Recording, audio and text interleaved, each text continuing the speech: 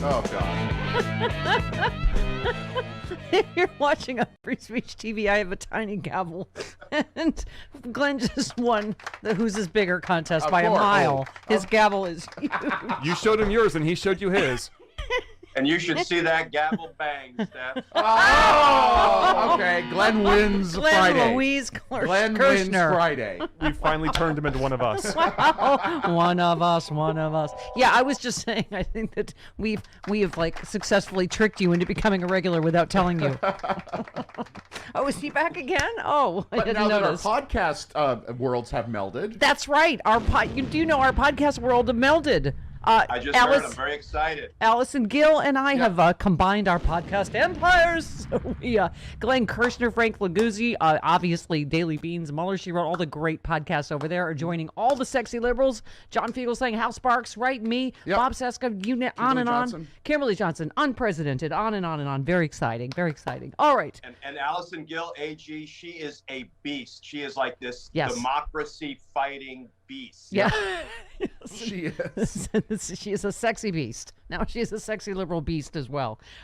So Glenn, you tweeted that we have good news this morning to talk about. I assume you were talking about the epic smackdown, first of all, of Donald Trump about his records. So he has 2 weeks, right, to go to the Supreme Court. But as someone else was saying, I obviously want your opinion.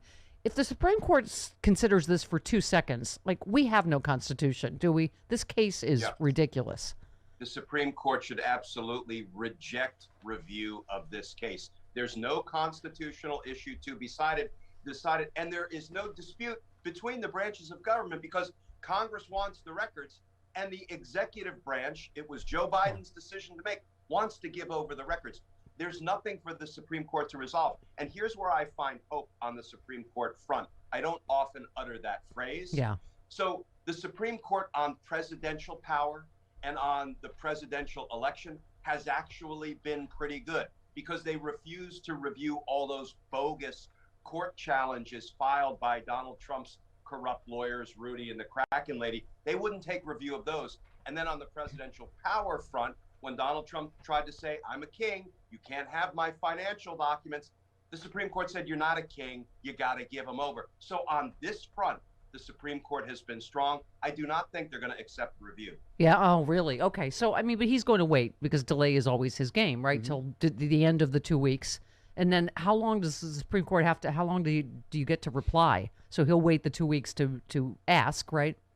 Yeah, we're going to hear very quickly, I predict, that they are rejecting review of the case. Now, if they accept review, they can do it quickly, just like they did in 1974, right, with the Nixon subpoena challenge. And if they do it quickly, we could get a decision out of them soon. But I just want to read one sentence, Steph, from what the federal judges said about, when they were rejecting Donald Trump's claim yesterday. And Steph, this is the very court on which Merrick Garland sat for 24 years. These are his colleagues. Here's what they said.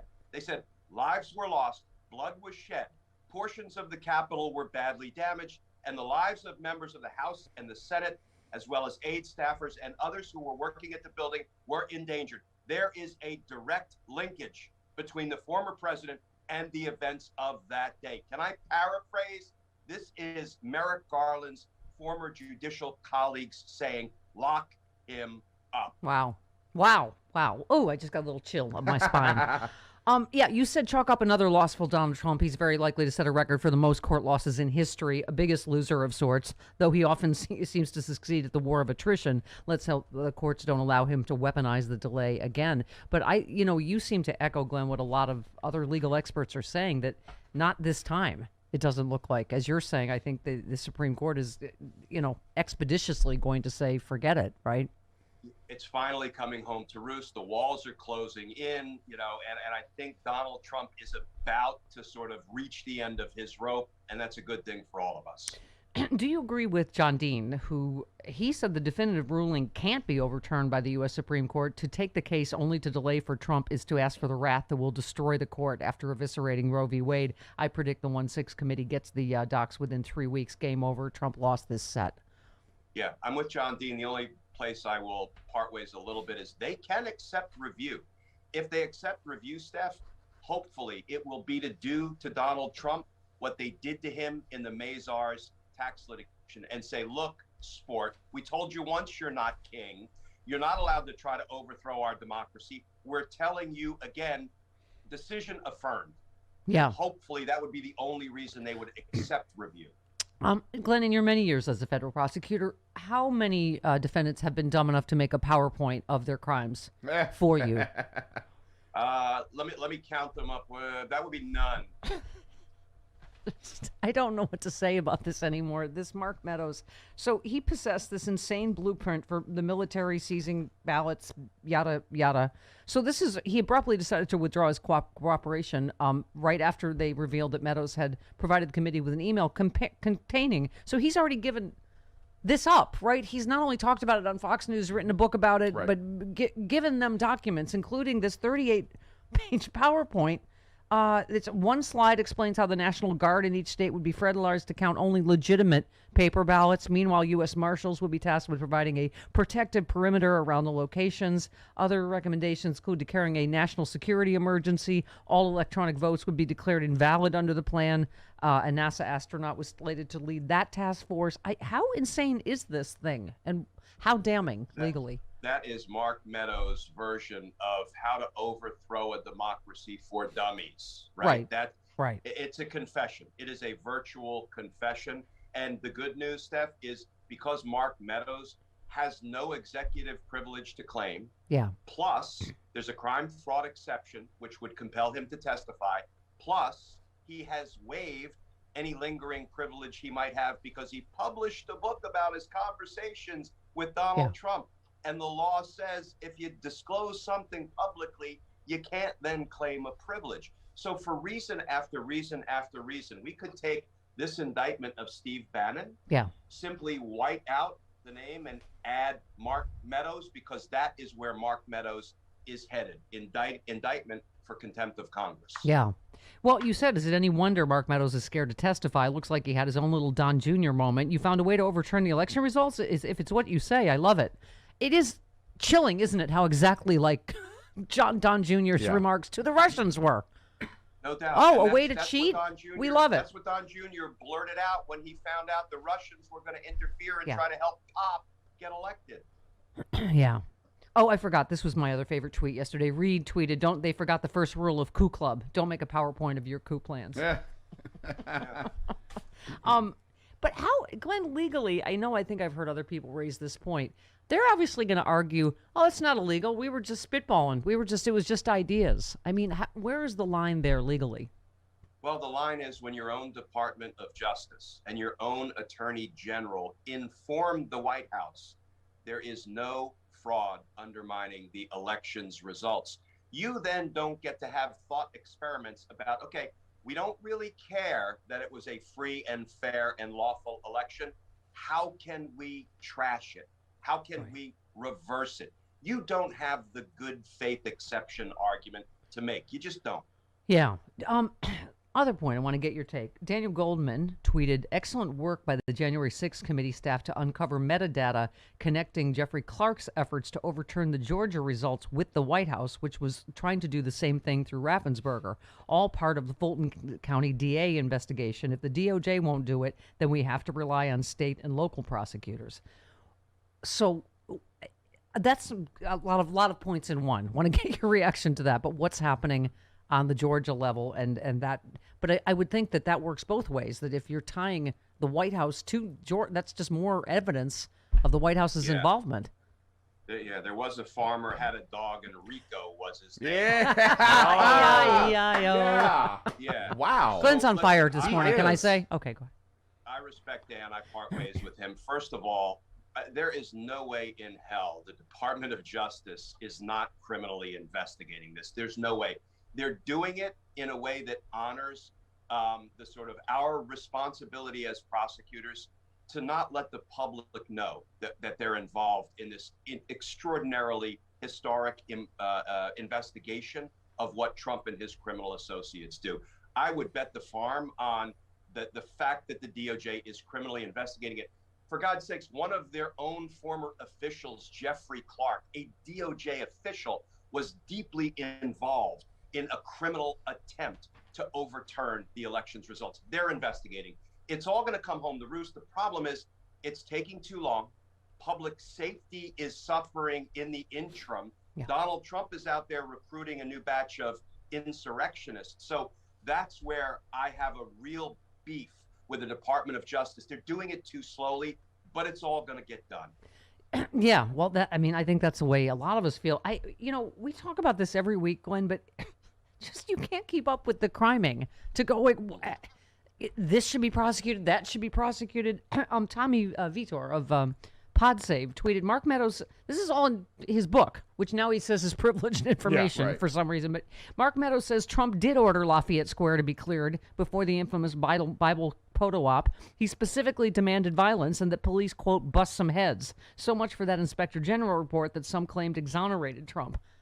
And that's the thing, is obviously there's been a lot of talk about how is he not being prosecuted for obstruction of justice in the Mueller report that he appears to be going on TV to taunt Merrick Garland over, to go, did you not hear me with Lester Holt? I'll say it again. I fired Comey to stop the Russia investigation. I don't understand.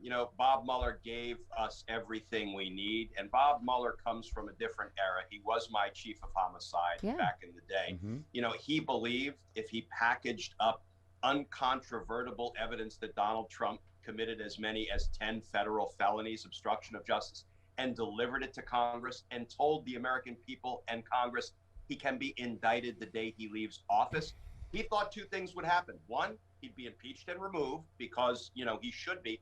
And two, he would be prosecuted. Neither of those things have happened or are happening. That is a frustration that is hard to live with. I do hope it's all going to become part and parcel of what we ultimately see with Donald Trump's, crime wave and his attacks on our democracy. And it all comes back. Do you feel like we were just saying that some people are saying it's going to be Capone? That it may be this, Tish James AG tax thing. That at this point, we're all just like anything. Can he pay for just one of his crimes in this lifetime? Yeah, and the Tish James development is actually pretty interesting because now that she's subpoenaing him to come in and sit for a deposition in early January in a civil fraud case against the Trump organization, a couple of things now happen. One, if you're Donald Trump and your organization, your namesake, has been criminally indicted for a 15-year-long criminal scheme to defraud in the first degree, and your CFO, Alan Weisselberg, has been indicted for the same crimes, you can't sit for a deposition. You have to invoke your Fifth Amendment right to remain silent. Now, Donald Trump has a right to remain silent. Does anybody think Donald Trump has the ability to remain silent? Maybe not. But his attorneys will say you must plead the Fifth, not sit for that deposition. Here's the beauty of that. In the criminal case, if you plead the Fifth, it can never be used against you at trial. In a civil case, if you plead the Fifth at a deposition, it can be used against you in trial. And the jury is told, by the way, folks, Donald Trump pleaded the Fifth, and you know what that means? You can draw negative inferences against him and his organization. And we can play. So this is actually a nice move by Tish James. Oh, okay. We can play that soundbite over and over again. You only take the Fifth and you're guilty. Only the mob takes the Fifth. We can just play that on an endless loop over and over.